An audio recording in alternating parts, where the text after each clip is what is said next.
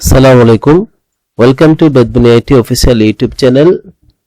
Hello viewers, নবম pay স্কেলের আজকের আপডেটে আপনাদেরকে শুভেচ্ছা এবং অভিনন্দন জানাচ্ছি। মোহাম্মদ মঈনুদ্দিন চৌধুরী। আপনারা নিশ্চয়ই থাম্বনেল দেখে বুঝতে পেরেছেন আজকের আলোচনার বিষয়। আজকের আলোচনার বিষয় হচ্ছে নবম পে স্কেলে 10 থেকে 20তম গ্রেডে বেতন বৃদ্ধি পাওয়ার সম্ভাবনা 60%। প্রথম থেকে নবম গ্রেডে কত পার্সেন্ট হচ্ছে সেই বিষয়ে বিস্তারিত আলোচনা করব।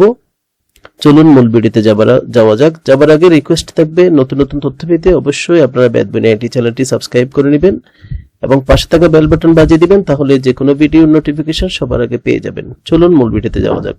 আপনারা সকলেই জানেন 1 জুলাই থেকে সরকারি চাকরিজীবীদের জন্য প্রস্তাবিত নবম জাতীয় পে স্কেলে 50% বেতন বৃদ্ধি পাচ্ছে। সেই বিষয়ে আপনারা খবরটি এতদিন ধরে শুনে আসছেন।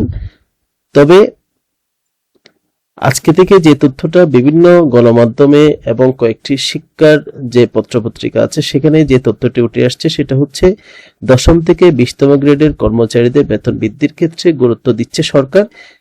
তারা 60% পাওয়ার সম্ভাবনা আছে। আর প্রথম থেকে নবম গ্রেডের কর্মকর্তাদের বেতন বৃদ্ধি পাচ্ছে 40%।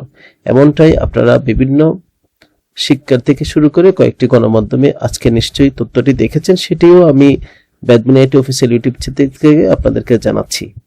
সে সাথে আরেকটু বিষয় জানিয়ে রাখি, সেটা হচ্ছে আপনার 1 জুলাই থেকে সেটা কার্যকর হলেও কিন্তু সেই বৃদ্ধির যে টাকাটা সেটা কিন্তু পেতে অক্টোবর পর্যন্ত লেগে যাবে। কারণ অফিসিয়ালি যে কার্যক্রমগুলো আছে, যে অর্থের বাজেটের পরে যে ধাপগুলো আছে সব ধাপ আপনার কার্যক্রম শেষ করেই কিন্তু টাকা পেতে 3 মাসের মতো সময় লাগতে পারে। সেটা আমি এর আগের ভিডিওতে আপনাদেরকে জানিয়েছিলাম। তো আজকে যেই তথ্য সেটা হচ্ছে নিম্ন গ্রেডের যারা আছে, নিম্ন বা মধ্যম গ্রেডের যারা আছে তাদের কিন্তু 60% বাড়ার সম্ভাবনা, এবং প্রথম থেকে নবম গ্রেডে যারা আছেন তাদের কিন্তু 40% বাড়ার সম্ভাবনা।